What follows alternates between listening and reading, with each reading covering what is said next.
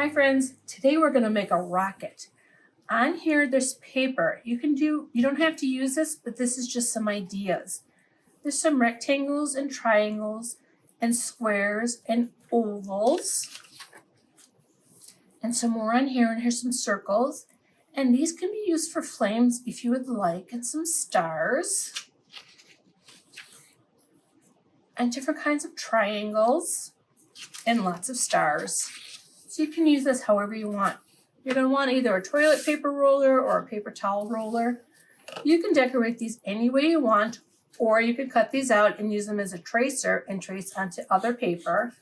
And you can use this toilet paper or paper towel roller to glue them on.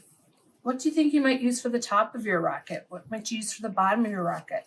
Where are you going to put the flames for it to blast off into space? Use your imagination. Use the supplies you have at home. Use your cutting and tracing skills. Again, you can trace this on something else, or you're welcome to decorate these and then put them on, or put them on and then decorate them.